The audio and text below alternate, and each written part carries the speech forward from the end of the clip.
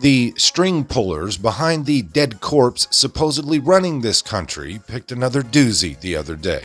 The new all-about-racial gender box-checking press secretary, Karine Jean-Pierre, is a psychotic leftist, because of course she is. And so it comes as no great surprise that she sees racism absolutely everywhere. And I mean everywhere. So check this out. The New York Post reported Saturday that it, quote, looked at Jean-Pierre's tweets between 2015 and 2020 and found a staggering 57 instances where she accused people, policies, ideas, and of course words of being racist. Also, Jean-Pierre accused people and ideas she was opposed to as racist at least 43 times in television appearances too. That makes an even 100 accusations of racism, or 20 per year. Among Democrats today, that makes Jean-Pierre pretty much, well, a moderate. Jean-Pierre's chief target, of course, was Orange Man Bad. Jean-Pierre tweeted in February 2019, quote, yes, Donald Trump has been a racist his entire adult life, and people still voted for him, unquote. Our lovely new press secretary no doubt believes that people still voted for the allegedly racist Donald Trump because of systemic racism in the United States, for she is also an enthusiastic proponent of critical race theory. As far as Jean-Pierre is concerned, Donald Trump's racism is an active menace. Quote, Donald Trump's racist rhetoric is dangerous, Jean-Pierre tweeted in July of 2019 in response to a tweet from Obama aide Valerie Jarrett that said, quote, not only is Ilhan Omar a duly elected member of Congress and an American citizen, but she is also a mother. Jarrett finished off that tweet, what kind of person would put her and her family in harm's way, unquote. You see, Jarrett was contending that Trump had put Representative Ilhan Omar, the Democrat from Mogadishu, in harm's way by criticizing her, in a manifestation of the increasingly common leftist tendency to equate any speech criticizing leftists with violence, which of course is a prelude to and justification for silencing such criticism altogether, yada yada yada. Trump also never really mentioned Omar's race in anything he said about her, but for Jean-Pierre, his criticism was nonetheless racist, because essentially any criticism of a person of color is taken on the left as racism, except for criticism of non-leftists such as Clarence Thomas or Candace Owens. You see, criticism of black conservatives is neither racist nor incitement, but a necessary expression of the prophetic voice of the marginalized. Are you getting this down properly now? Jean-Pierre even claimed on MSNBC's AM Joy in 2018 without bothering to produce a shred of evidence that Trump was open about his racism and rather proud of it. She so eloquently stated, quote, if it walks like a racist, talks like a racist, acts like a racist, it is a racist. And we have a racist president in the White House who really pushes his racism like a peacock, unquote.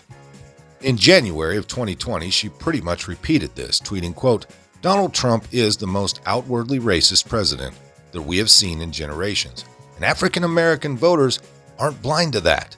He uses his megaphone to divide people, spew racism, and give cover to white supremacists. Well, in 2016, Trump won 6% of the black vote. In 2020, this increased to 8%. But who's counting? For sure not her. But the Donald was by no means the only target of Jean-Pierre's indiscriminate and counterfactual racism charges.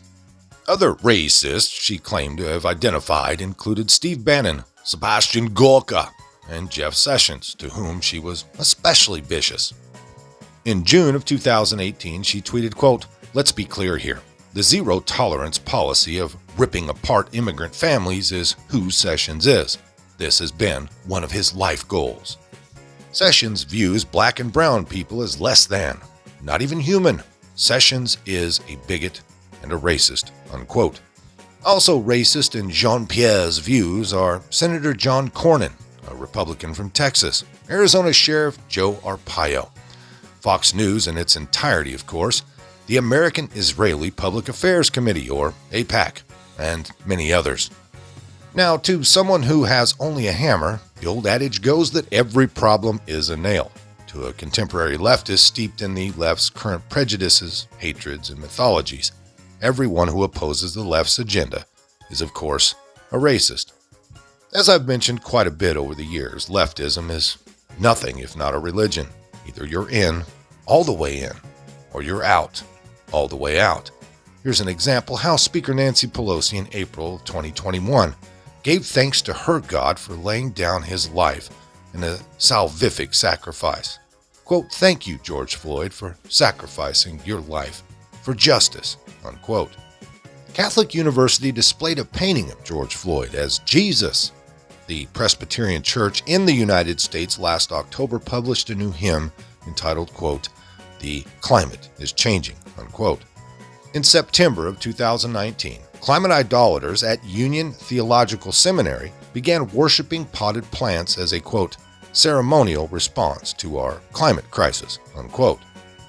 You see, Jean-Pierre's reflexive charges of racism are also a manifestation of leftism as a religion.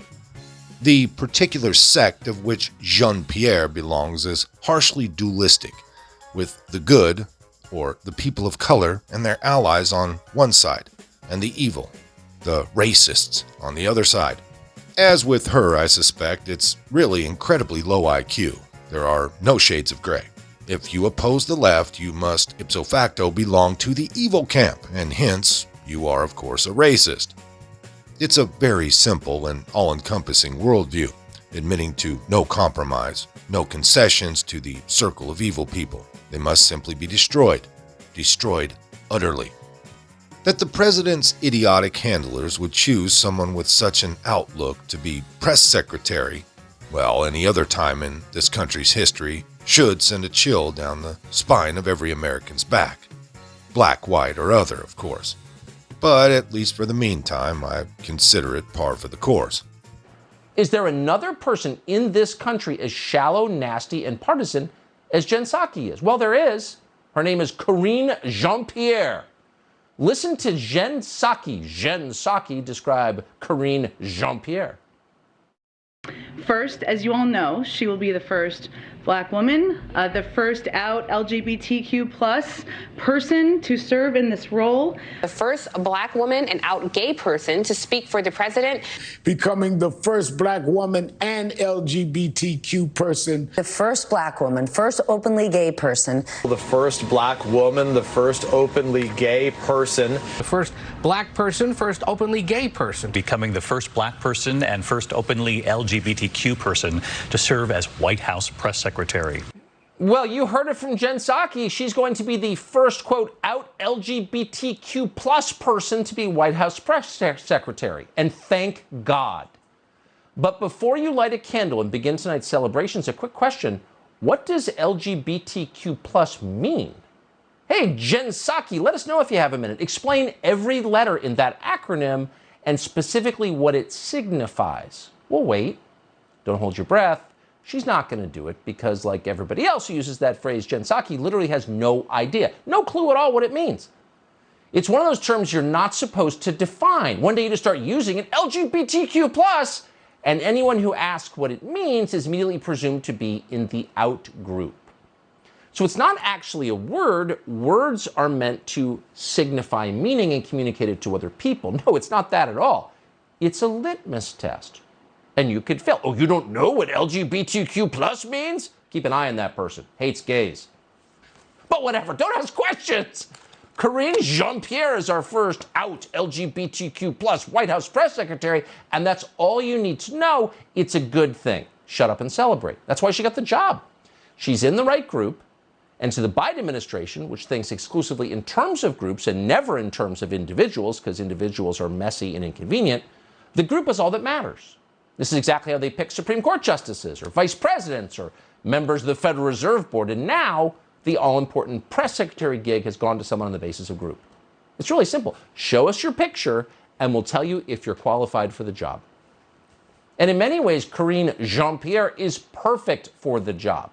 Not only is she a member of the out LGBTQ+ community, she is also, critically, the product of a private school and an Ivy League college, and yet still oppressed somehow. She is furious at America despite her ample privilege, and enraged by its racist systems of oppression. And she's happy to tell you about it. Here she is.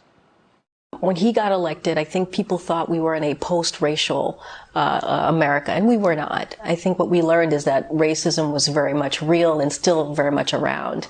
And the obstruction that he saw, the horrible racist rhetoric of having a black family in the White House was very clear, that you felt the hate and you saw the hate.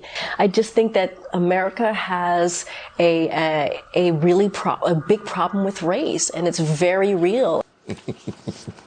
Yeah, they keep electing Obama and promoting me despite the fact I have no qualifications for the job. Lesson, it's a racist country. Now, there's a word for this, kind of a clever term. It's called cry bullying, right? Stop hitting me, they say as they punch you in the face. Why do they do it? Well, they do it because it works.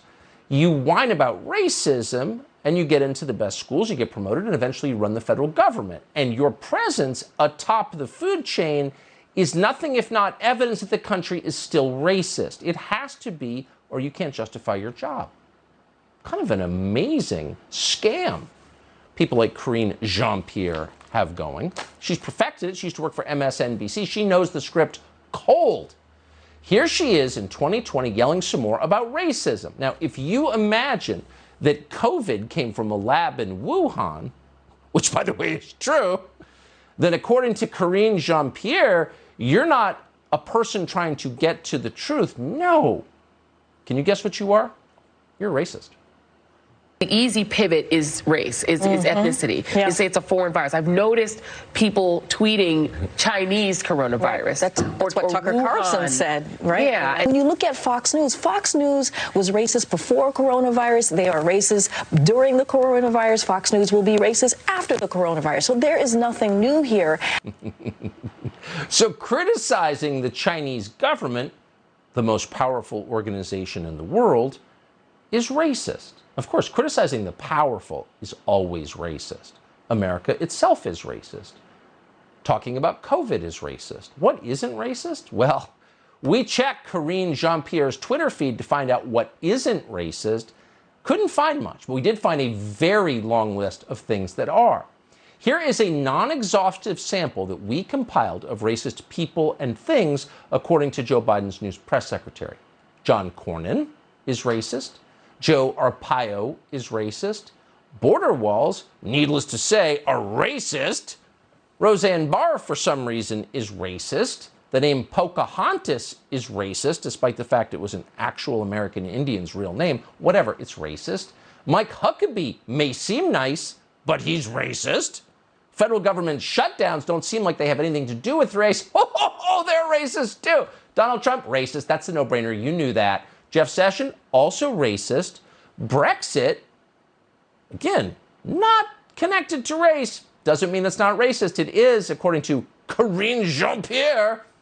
Ed Gillespie, former Senate candidate in Virginia, racist. Thank God he didn't win. Ron DeSantis did win in Florida, and that's bad news because guess what he is? Racist. Steve Bannon, racist. Sebastian Gorka, racist. And you know who's most racist of all? Republicans who criticize Ralph Northam for wearing blackface in a Klan outfit. You're racist, if you notice racism as long as the racist is a Democrat. So awesome. Give that girl a big job. Now, you may be rolling your eyes because you've heard all of this a million times before. Ice cream and Shakespeare are racist. But think about it for a second. This is the person the Biden administration hired to tell the rest of us what Joe Biden really means when he says, for example, he's going to kill Vladimir Putin. How long until this person calls Putin a racist? She probably already has. How's that going to turn out in the middle of a war? We might not have to wait long to find out. Here's yet another incredibly racist thing, according to America's new press secretary. Of course, it is voter identification laws. Now, you will find voter ID laws in every country on the planet, including in Africa, but that doesn't make them any less racist. And in order to get these voter suppression laws, besides gutting the Voting Rights Act, you also got to get your people in there to put these awful laws in place. I'm so glad that the Georgia issue is being talked about almost every day now. Yep. It's getting national attention, and it needs to, because what's happening is pure racism. Oh, it's pure racism. Now, you honestly didn't think, we started the show saying, could you find someone more grating, dumber, more aggressive than Jen Psaki, who's headed off to MSNBC next week? And the answer is, oh yeah, the Biden administration can find someone even worse. That's their job. And just to restate, voter ID laws are racist, according to Karine Jean-Pierre, and if you have them, you don't have a fair election. And we're quoting, "Reminder," she wrote, "Brian Kemp stole the gubernatorial election from Georgians and Stacey Abrams." She wrote that in April of 2020. She said something similar 4 years before in 2016. We're quoting again. "Stolen emails, stolen drone, stolen election. Welcome to the world of unprecedented Trump," if we're even pronouncing that correctly. But take 3 steps back. She used the term stolen election. She questioned voting integrity. She engaged in a baseless conspiracy theory. Yes, friends, she did. And you know what that is? We know, because we read the Atlantic magazine. What you just heard is a brazen attack on our democracy. It is a disqualifying assault on our norms, our sacred norms. It looks, ladies and gentlemen, like Karine Jean-Pierre is an insurrectionist, a Q enthusiast, likely funded by Vladimir Putin himself. Better call the DOJ and get her an ankle monitor.